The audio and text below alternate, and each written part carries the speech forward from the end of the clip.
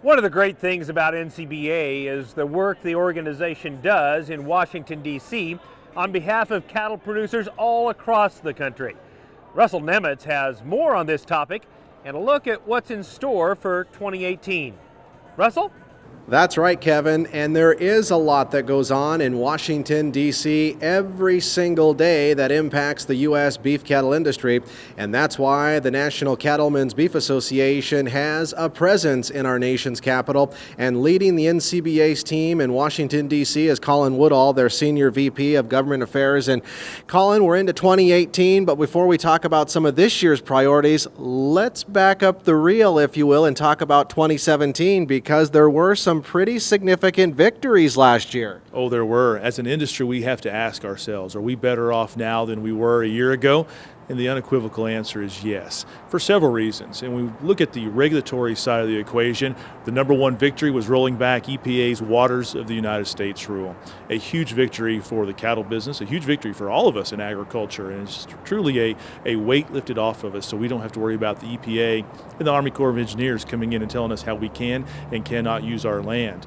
But those victories continued throughout the year. We were able to roll back the BLM 2.0 land planning rule for those of us that utilize federal lands for grazing permits. Also able to shrink the size of several national monuments, which is beneficial also for our grazing permittees. On the marketing side, we were able to roll back the GIPSA rule, the rule that we've talked about many, many times that would have had USDA deciding what's fair and not fair in cattle marketing rather than the actual market itself. So to roll that back and allow cattle producers to have the opportunity to market cattle the way they want to, again, is another tremendous victory. And all that's just from the regulatory side. When you look at the legislative side, we were able to get several advancements, and probably the biggest one is the tax reform bill, where we were able to address every single tax issue that we had on our priority list that was signed by the president right before Christmas, and I think all producers will be able to start seeing the benefits of that here in 2018. That's what I was going to ask you. I mean, how big are these victories for cattlemen and cattlewomen across the nation? I mean, you rattled off quite a few of them. They are huge because we have spent so many years on the defensive side of this. So to be able to go on the offensive side and get some wins, whether that is tax reform, regulatory reform, is truly a breath of fresh air. So we talked about 2017, Colin. Plenty remains on your guys' plate, though, in Washington, D.C. What are some of your key priorities for 2018? Our top priority is trying to finish the 2018 Farm Bill in 2018. Our top ask on that happens to be the establishment of a foot and mouth disease vaccine bank. So we are working with both the House and Senate Ag committees to make that happen.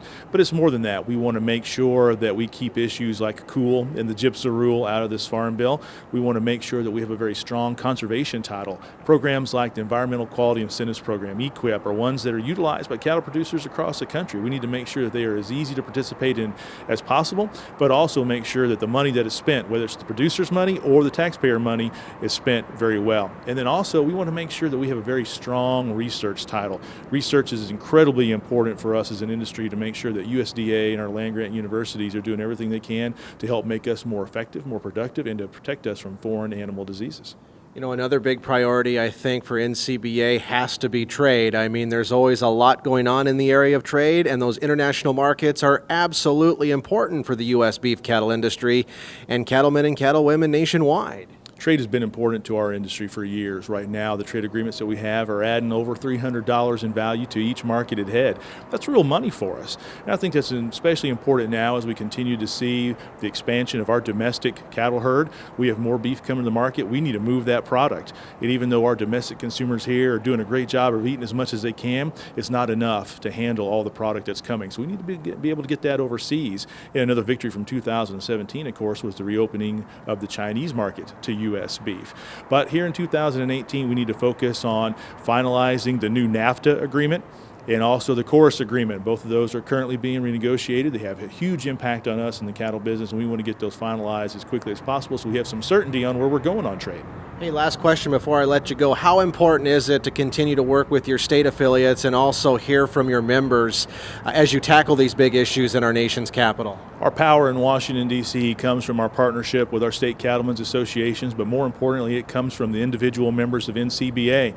Because when we go up in Capitol Hill and we talk to senators and their House members, they love to hear from us. They love to know that our organization is a grassroots organization, that our policy is actually put in place by members, but still it never hurts to hear from somebody who's actually stepping into a voting booth somewhere and casting a vote for them. So that's why the individual engagement and membership of NCBA is so important to our success. Well, we appreciate all the hard work, and thanks for what you're doing back there in our nation's capital. Thank you.